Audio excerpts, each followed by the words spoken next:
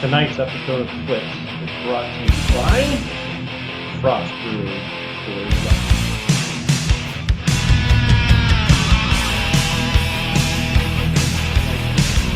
Oh, really?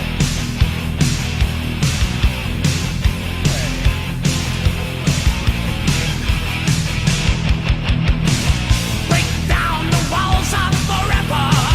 Pull it down hard on the level. Let them know that you guys are the key. All right. Though they try to hold us Yeah, I down, think that's everything. turn it up that chainsaw sound. Here we go. I It's just been a while, love to Mike. see my parents bleed. Been a while. So you This is see my favorite part of the video here. going Where I nowhere. barely hear me talk and the music's cutting out, and then it's like showtime. Hello again, everybody, and welcome back to the Week 2 edition of TWITS, our first TWITS of the year due to some travel logistics et al. But per usual, joining me from his palatial estate in Brownwood, Texas, with his 5 luxury alcohol boxes behind him, Mr. Mike Paddock. How are you, sir? Howdy, doing fine. A little renovation cooking here at the old B-Town Brew House. Oh, yeah. They set me up with a new microphone though, so we're live and on the air, and we'll see what happens. You know, it's a crazy Tuesday night here in Yep. Browntown. So Yep. Cowtown. Yeah, so Mike, I think the boxes and the renovation, nice parallel for the TWITS infrastructure as well. We'll break down our brand new segment called Sound Off here in just a little bit, and thank you for the personages who have contributed to that segment via the website. It's pretty easy, so I've got another question up this week. All you got to do is take 30 seconds and scribble in there and hit submit. So we would appreciate as much feedback as we can get here in year 22 for us, Mikey. and don't forget to tell us the song you want for us to do the outro with. That's right. We were going to do the intro, but we realized that would give away the winner. So your favorite song will be the outro music, which will be coming up at the end of this segment. So plenty of incentive to take that minute of time and write your answer. So, but Mike, we always kick off TWITS, as you well know, with the weekly rewind. And Mike, the weekly rewind tonight, the Northern Tier is presented by, it's kind of cliche living up here, but every year it comes out, I absolutely love it. The Summit Oktoberfest, Oh yeah.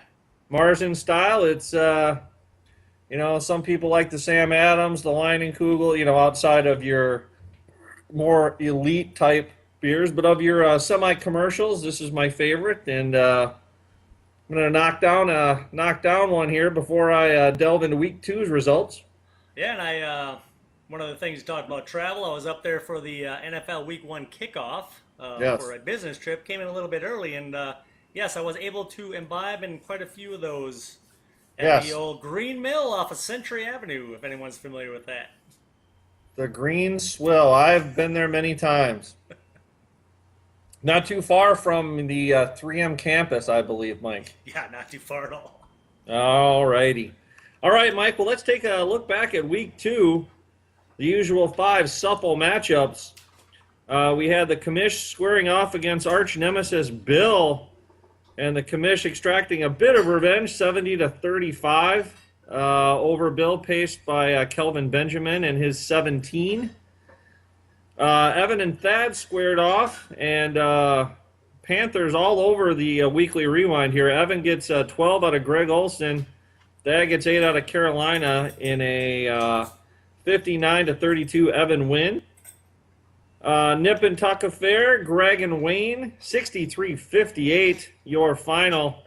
Wayne needed a little help from Adrian Peterson, but torn meniscus later and 5-point loss.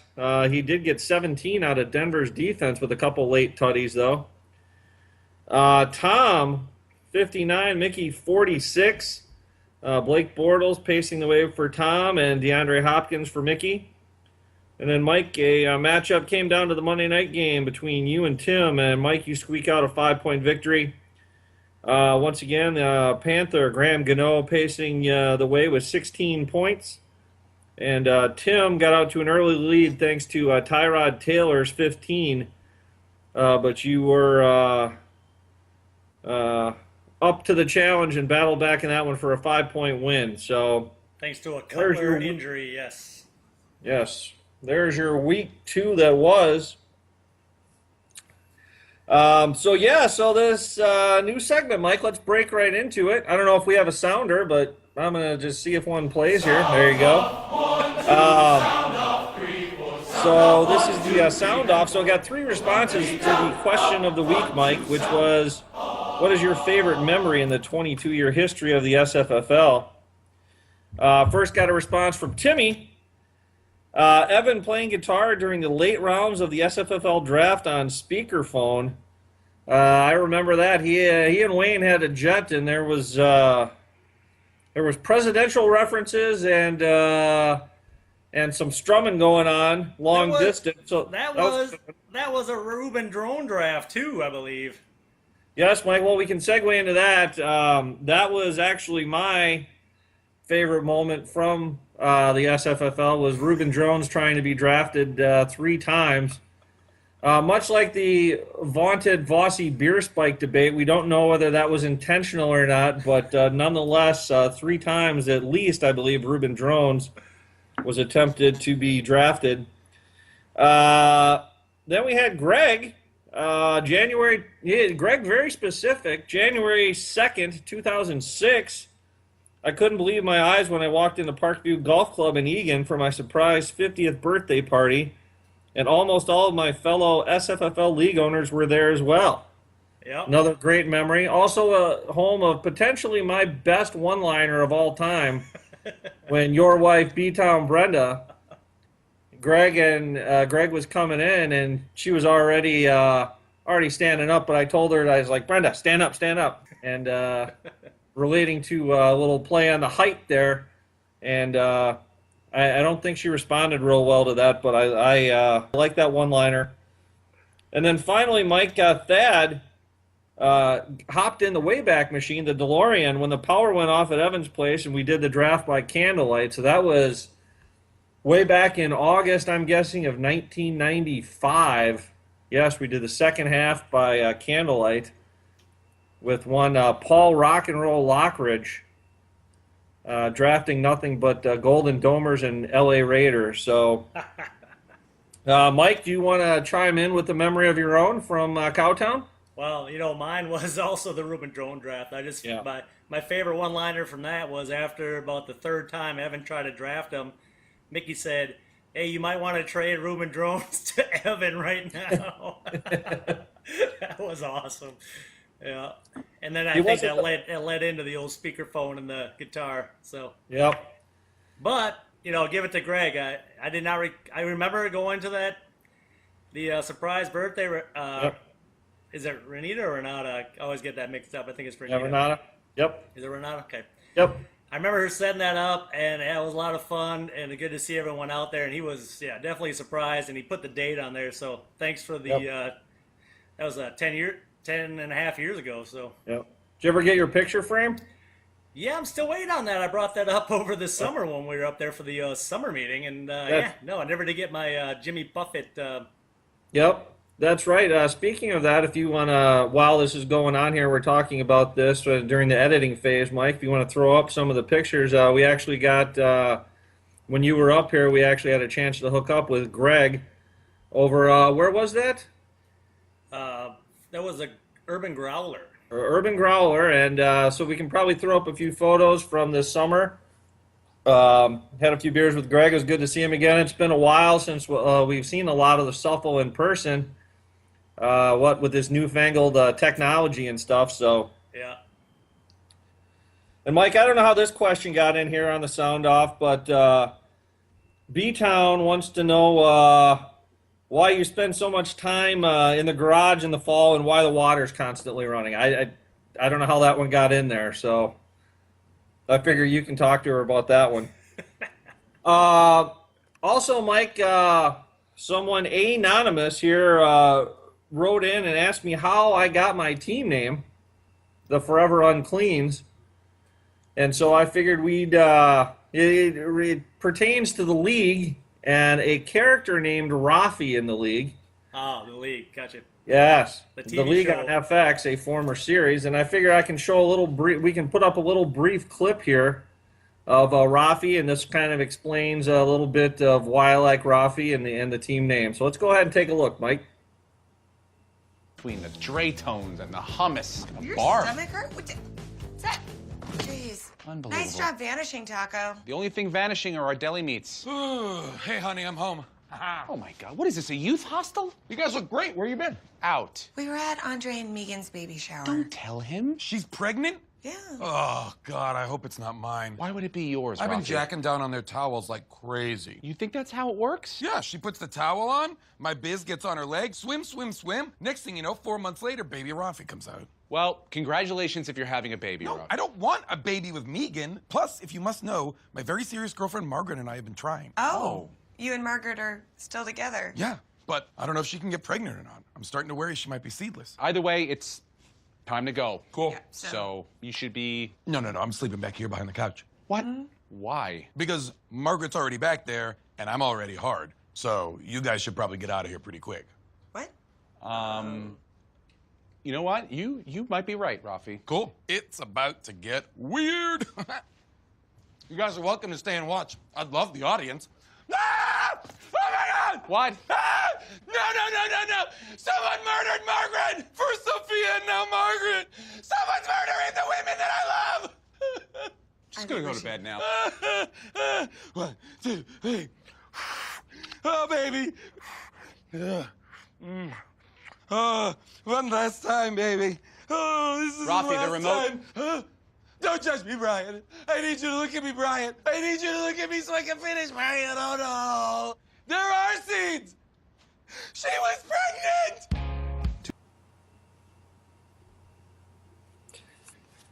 All right, Mike. Hey, now you After- know. Now you know. Yeah, holy buckets. Yeah, that's the best use of a watermelon in any TV show or movie ever. Is that So- an Emmy? Is that an Emmy? Yeah. Oh. Yeah, if there's like an Emmy for like fruits and vegetables, that's Best use it. of a So. watermelon. All right, Mike. Well, we've come to a pretty much a series-long segment here. Everyone looks forward to it every week. It's a little segment, Mike, we like to call "What's on Tap." Sondo this week on tap, brought to you by a little Sam Adams African Brewery. I like to go with the Rebel Grapefruit IPA tonight. Did a little ride with a former SFFLer, Fred. Did about 30 miles in the heat. Still about 100 degrees down here, and that grapefruit IPA hits the spot. Fred Doofenshmirtz. How's Fred doing? He's doing well. Doofenshmirtz, nice. That's right. Yes, and your spotlight matchup is the Commish with his league leading 128 points against Tom Brixton Sky, both 2-0.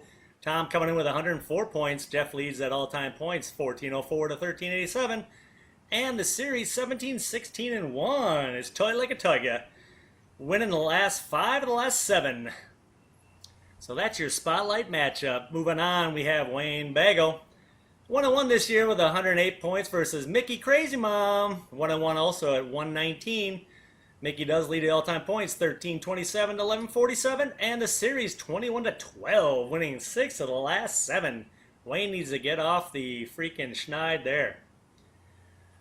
Next on the docket, we have Mike's. That's mine, the Paints, with a 127 points this year, 2-0 against Brooklyn Bill, Dorothy Mantooth, 0-2 with only 94 points scored.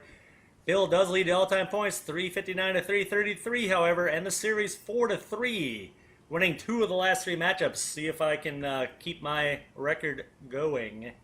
I like it. Then we bring along Tim Cranky Pants at 0-2. He's really cranky this week. 98 points scored against Evan, the Minnesota Vikings, and that's about what he has. The Vikings defense carried him Yep. through the first week, I know.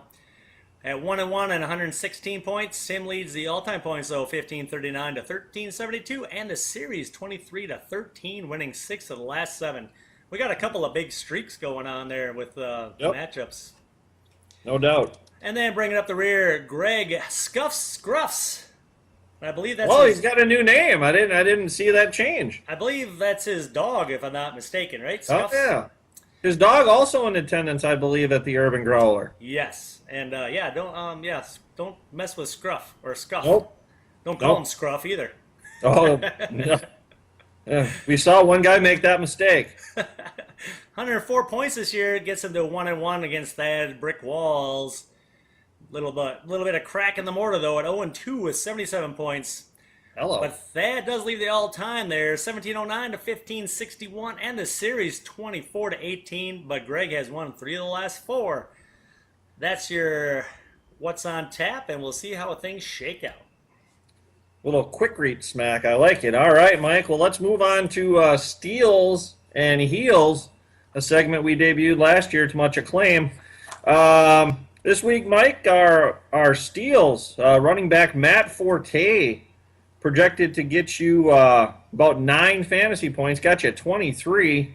And by you, I mean Greg, I believe. Corey Coleman projected about 4.4, chips in with 17 on a couple of tutties. And saw this one up close. Stephon Diggs projected at 3.55, comes in with 15 after destroying the Packers for 182 yards and a touch. So those are your steals of the week. And your heels of the week, Mike, as Larry McCarron would say, Antonio Brown projected at about 9.7, gets you 1. Thank you. That's an 8-point deficit there. AP, injury related, although he wasn't doing a lot before the injury. Looking at 8.52, we got you a Gooser.